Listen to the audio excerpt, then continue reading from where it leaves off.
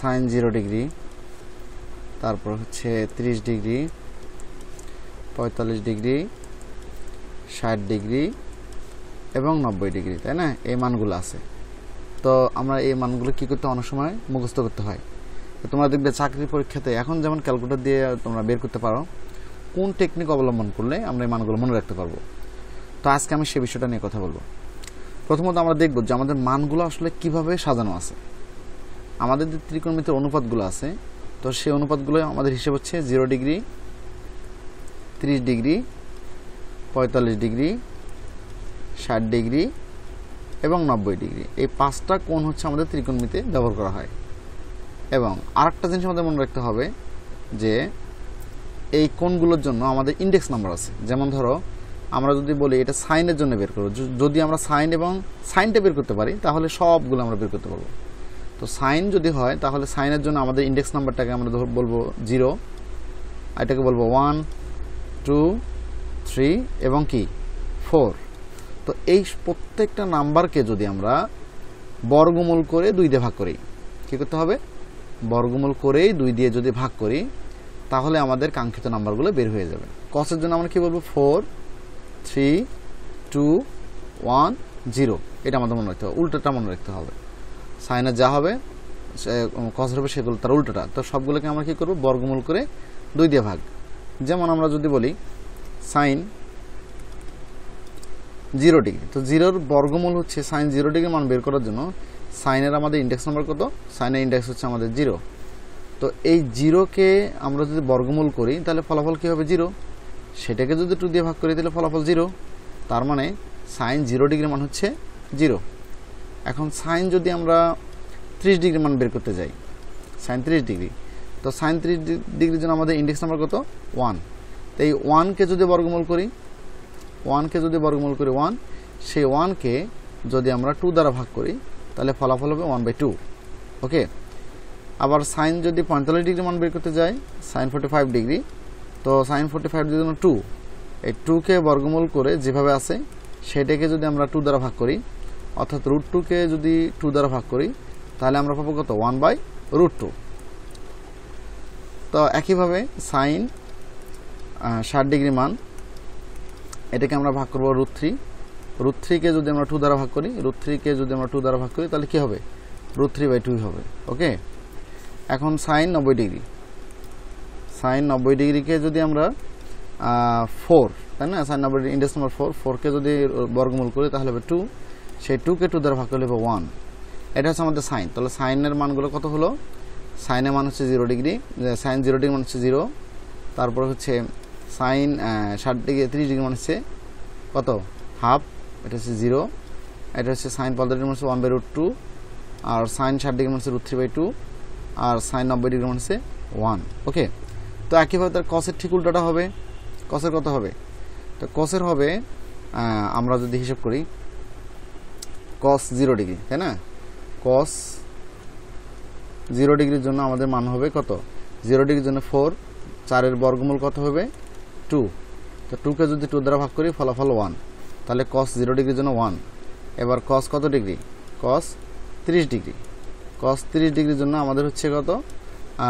3। তার মানে √3-কে যদি আমরা 2 দ্বারা ভাগ করি তাহলে কি হবে? √3/2। ওকে। তাহলে আমরা দেখব কস 45 ডিগ্রি, তাহলে কস 45 ডিগ্রিকে যদি আমরা কস 45 ডিগ্রির জন্য হচ্ছে ইন্ডেক্স নাম্বার 2, তো 2-কে যদি √2 করি, সেই √2-কে যদি আমরা 2 দ্বারা ভাগ দেই তাহলে ফলাফল হবে 1/√2। আবার কস 60 ডিগ্রি মান, কস 60 ডিগ্রি মান হচ্ছে কত? 1, 4, 3, 2, 1।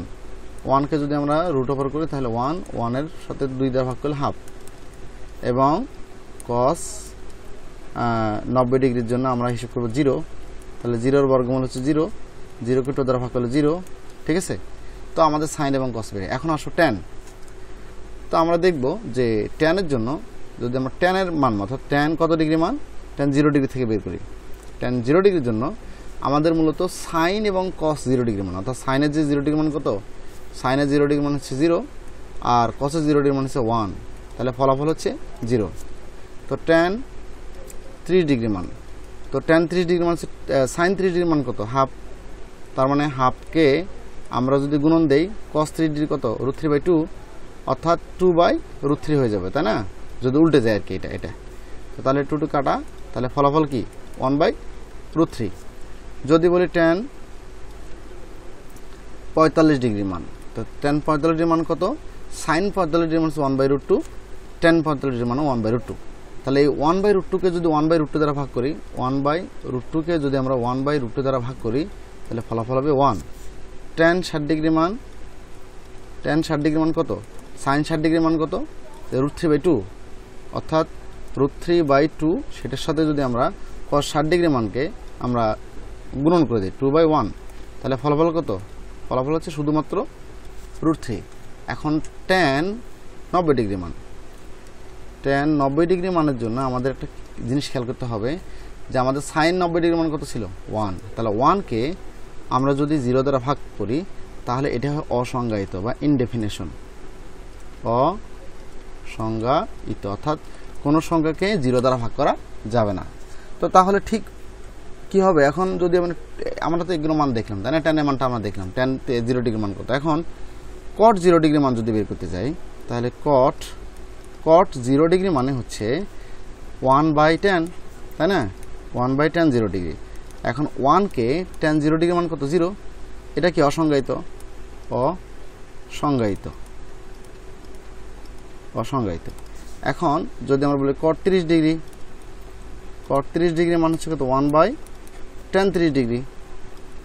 তাহলে tan 30 ডিগ্রি মান কত ছিল? tan 30 ডিগ্রি মান ছিল হচ্ছে কত? 1/√3। তাহলে 1 কে আমরা যদি 1/√3 কে যদি 1 দ্বারা এটা দ্বারা ভাগ দেই, নিচে দেই, তাহলে ফলাফল কি হবে? √3 হবে। cot 45 ডিগ্রি মান হচ্ছে 1/tan 45 ডিগ্রি, তাই না? তাহলে এখন বলো tan 45 ডিগ্রি মান কত ছিল? tan 45 মান ছিল 1। তাহলে 1 কে 1 দ্বারা ভাগ করলে কত হবে? 1 কে 1 দ্বারা ভাগ করলে ফলাফল 1। কিন্তু cot 90 ডিগ্রি মান, cot 60 ডিগ্রি মান তো আমরা দেখলাম, cot 60 ডিগ্রি মান কত? cot 60 ডিগ্রি মানে হচ্ছে 1/tan 60 ডিগ্রি, tan 60 ডিগ্রি। তো 1/tan 60 ডিগ্রি মান কত ছিল? tan 60 মান √3 ছিল। তাহলে কি হবে? √3। তো cot 90 ডিগ্রি মান যদি বের করতে যাই, তাহলে হচ্ছে 1/tan 90 ডিগ্রি। তাহলে 1 তো 1, tan 90 ডিগ্রি মানে হচ্ছে tan 90 ডিগ্রি কত? 1/0 ছিল। তাহলে 1 ইন্টু 0টার উপরে 1টা নিচে, তাহলে ফলাফল কি হচ্ছে? 0। তাহলে cot 90 ডিগ্রি মান কত? 0। cosec এর মান যদি বের করতে যাই, cosec 0 ডিগ্রি, cosec 0 ডিগ্রি মানে 1/sin 0 ডিগ্রি। তো sin 0 ডিগ্রি মান আমাদের কত আছে? তো 1 sin 0 ডিগ্রি মান আছে 0, তার মানে অসংজ্ঞায়িত,